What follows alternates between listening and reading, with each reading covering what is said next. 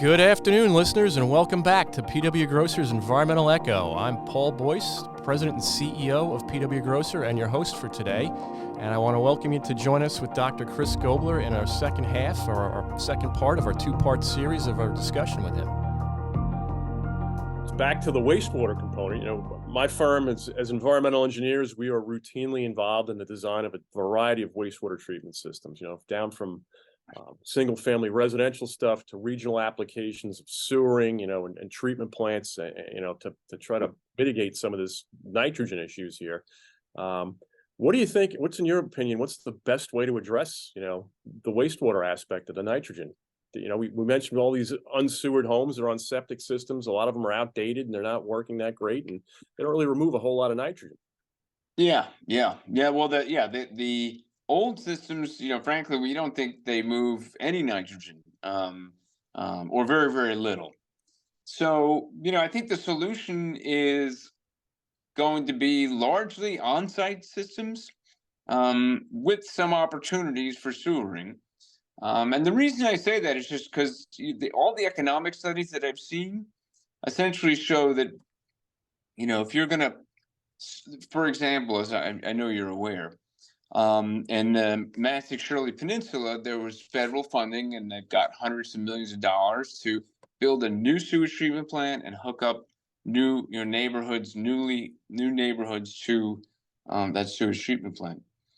But you take the number of homes you're going to get and you divide by the total cost of the project, and you're looking at, I believe the number is over $120,000 per home.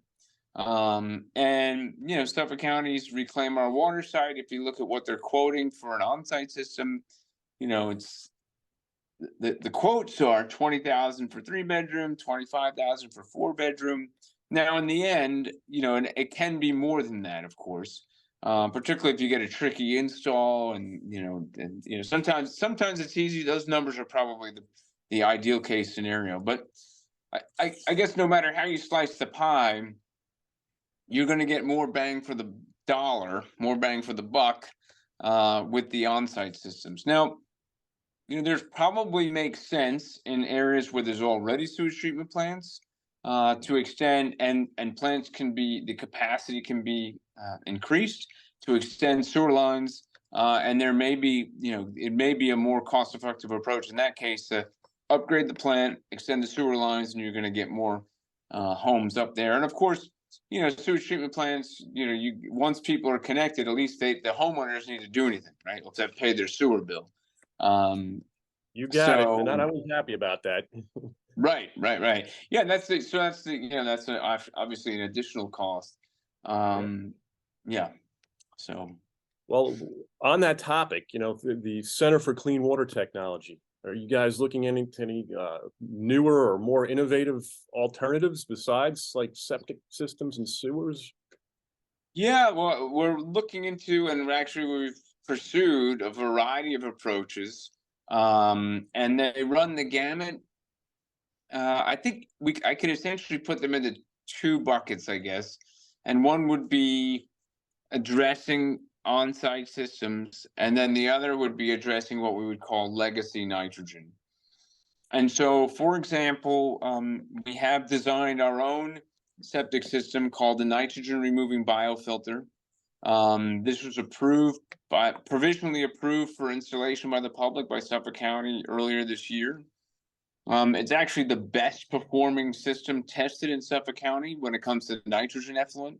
It gets down to 11 milligrams per liter, which outperforms every other system tested, and that's amongst, I think, approaching 24 systems. And on top of removing nitrogen, what the system also does is remove all sorts of other contaminants, drugs, pharmaceuticals, and solvents, and removes them at rates that are actually better than a sewage treatment plant. And there's no other system out there that can, make this claim, because people haven't measured it. And these systems are very, very simple. They're based on a drain field design, which is actually how most of the nation deals with on-site wastewater.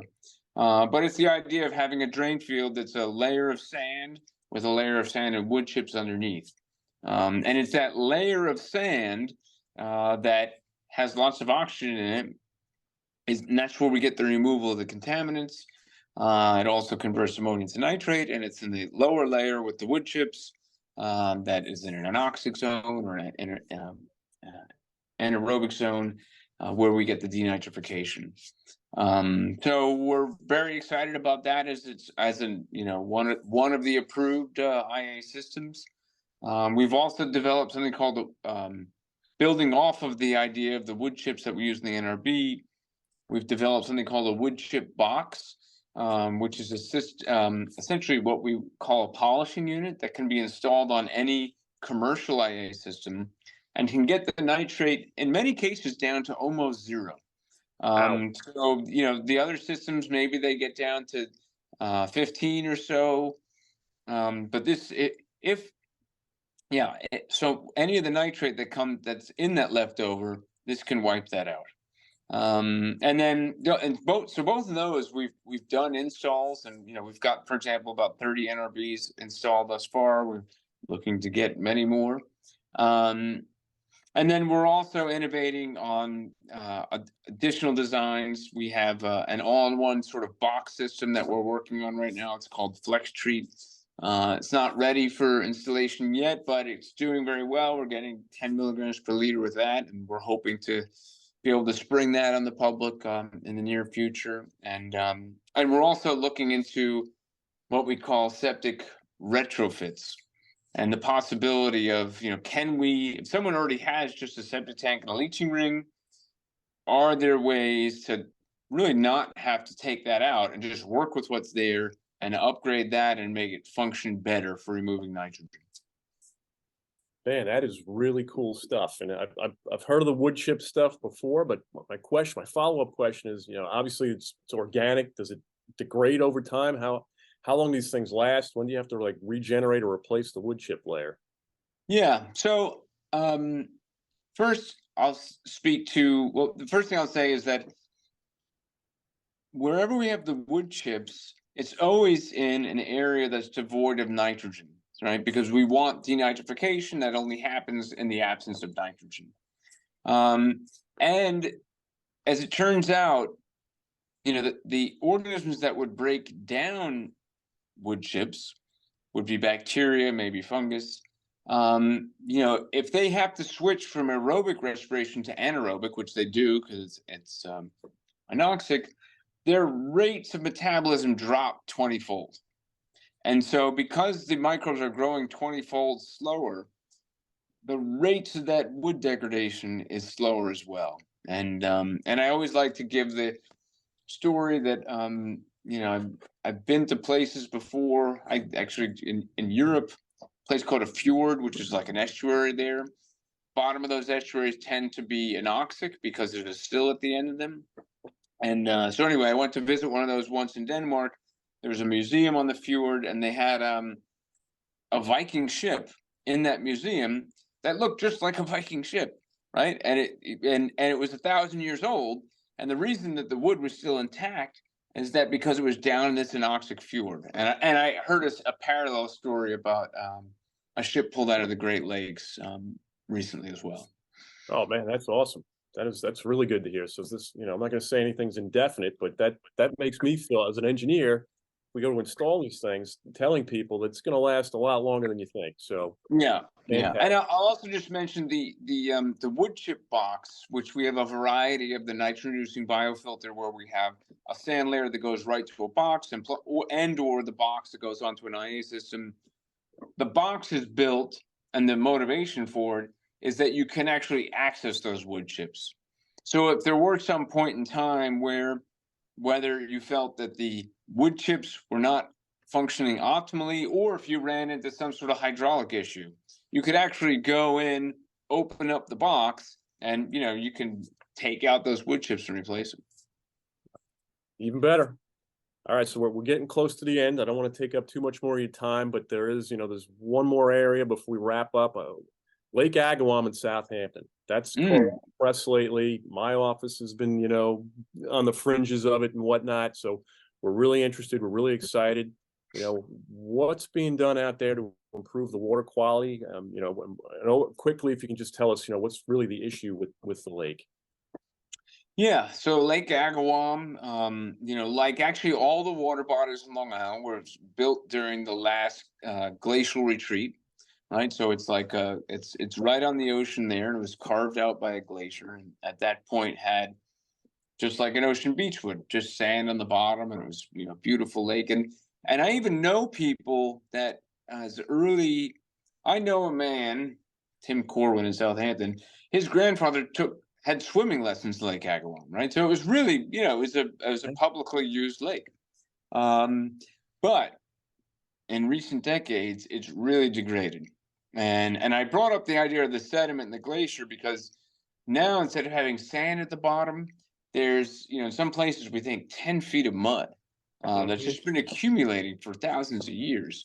Unfortunately, it has a watershed that goes very far north from where it is. There's thousands of homes in the watershed that are draining wastewater in. There's a main street that's unsewered that's right next to it. And so there's a lot of contaminants, nitrogen, phosphorus, other contaminants that have been, for decades and decades draining into the lake. And because it's a lake, there's no way for those sediments to get out really. So because it's fresh water though, instead of having the variety of harmful algal blooms it's been having, are these blue-green algal blooms that do make toxins. The lake has been in not great shape for the past 2 decades. I've been actually been studying it for 20 years. It's been, each year it's been green. It's had some good years, some bad years. It has gotten a little bit better in recent years, and I think that's partly a function. They still have the issues, but the village of Southampton has played a very active role in trying to divert runoff away from the lake. So, I mean, literally, when I started working on that lake 20 years ago, the village of Southampton was designed to have all the water purposely drain into the lake. And so when you have a rain event, you just see that there are these storm drains there that are, I think they're 10 by 5 boxes, and that just would fly in. So they've been doing there's been a huge effort in the last decade to divert a lot of that runoff. There's been a lot of effort along the lake to install buffers to prevent runoff going directly into the lake. There's now a plan underway to sewer Main Street in Southampton. I'm working on a project to put in what's known as a permeably reactive barrier. It's actually, that was the original intent. Actually, it's going to end up being what's known as an injection well, PRB, at the north end of the lake. There's the plan to put in what are called algae skimmers in the lake to essentially pull out the harmful algal blooms. And people are starting to upgrade their septic systems. And there's more on the way as well. I've been doing some research on something called a photocatalyst that looks very promising at degrading sediment, specifically organic sediments, I should say. And so, so there's been a lot done, but there's a lot more that needs to be done. But there's a lot of promise on the horizon for it as well. So are we putting a dent in it? I mean, what do you think?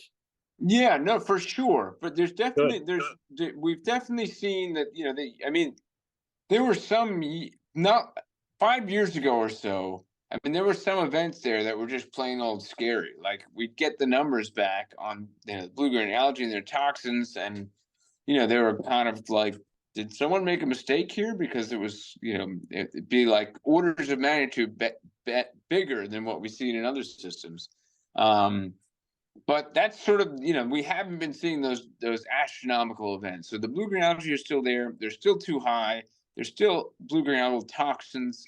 So there needs to be improvements, but there have already been, thanks to the efforts of the village and the people around, there have been some improvements in the recent past. All right. So to wrap up and maybe to tie into that, I mean, in my office, we've worked on, estimates of magically we could say sewer the entire county of Suffolk, wave a wand and boom, it's all sewered. How long is it going to take for whatever nitrogen we've put in to sort of flush out and get back to sort of natural or normal levels, we know it's going to be decades, right? So what does the future hold for Long Island and its water quality issues? Are we making progress? Can we make progress? Just to wrap up, what do you think, Chris? Sure. Yeah, well, I mean, I'm incredibly optimistic, and it's partly because of specifically. I was going to say Suffolk County, but actually in both counties, the initiatives underway are really remarkable. And I'll just very briefly call out, because I met with the director of the Division of Water with DEC yesterday, and today he was inspecting. I think it was the final link to take the Bay Park sewage treatment plant over to the Cedar Creek sewage treatment plant. I don't know if you're familiar with that, the Oh yeah. conveyance project, but that's like 70% of the wastewater of Nassau County, and currently it's just discharged right into what we call the Western Bays, and that place has been it's incredibly problematic. When that project kicks off, there's going to be a day where they literally flip the switch, and the wastewater that's been pouring into that system for hundreds of years is suddenly going to stop. I mean, full stop. None of it will go in there, right? And so that's an incredible change, and came about by a lot of federal and state support. And here in Suffolk County, the changes in addressing wastewater in the last put it at 8 years have been remarkable, right? Article 19 passed, and the term I often use for Suffolk County is it's gone from worst to first in the handling of on-site wastewater in this country. And that is that, EPA has even found, prior to what happened, this change in Article 19, EPA literally made declarations that the practices in Suffolk County were illegal for on-site wastewater, right? The injection of wastewater into the drinking water source. Yep. So, that's definitely worse when you've got the EPA telling you, you really can't be doing that. But I can say now with Article 19, which is, of course, the legislation that has facilitated the installation of these nitrogen-removing septic systems, I can say with confidence, there's not another county in the country that has a program that's as robust, scientifically based, and aggressive in addressing on-site wastewater, and specifically upgrading these septic systems. Because we're not the only place that's a problem with this. You can go to Massachusetts, Rhode Island, Florida, Maryland. It's a big issue. A quarter of the country's unsewered. And so, a lot of these, in each of those water bodies those states I call out, there are water bodies that are suffering. But, everything is in place now for Suffolk County to make a big turnaround. And they're giving out grants. If you can get $20,000 to upgrade your system. Anybody in Suffolk County can get that. The East End and in Southampton and East Hampton, you can get $40,000 to upgrade your septic system. So, that's really unheard of. There's no other, not only is it the most aggressive upgrade program, but with there's that kind of financing you just can't find anywhere else. So, I am very optimistic that we're on the right path, and they in addition, I should call out, besides Article 19, the sub-watersheds plan, says here we've got 360,000 unsewered units.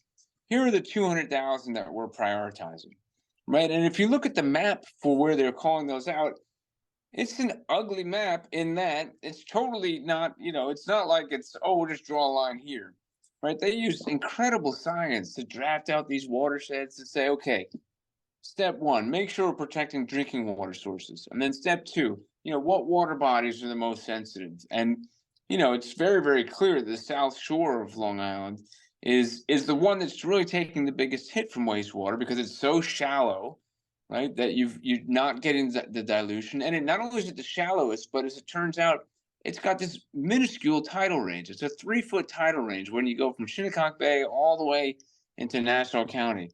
You have 9 feet on the North Shore. You can get like 12 feet when you get into New York City. So you got all the wastewater going in a small water body, and it's just sloshing around, not moving. And that's why it's so problematic. And that's why that's the region that was prioritized by Suffolk County in the subwatersheds plan.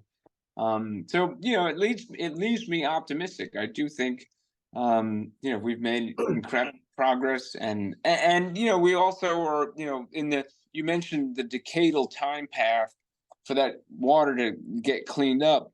There are ways of addressing that legacy nitrogen also. I mentioned the permeable reactive barriers. So if you have very contaminated groundwater or nitrate contaminated groundwater, you can install one of those. And then we have in the water solutions when it comes to shellfish and even seaweeds for helping to remove nitrogen as well. Chris, that is super encouraging, because, excuse me, as I mentioned, if we did nothing other than just turn it off, it's going to take decades. Yeah. I'm glad to hear that. I'm glad to hear you're encouraged, because I'm encouraged, and I'm sure our listeners are. Great.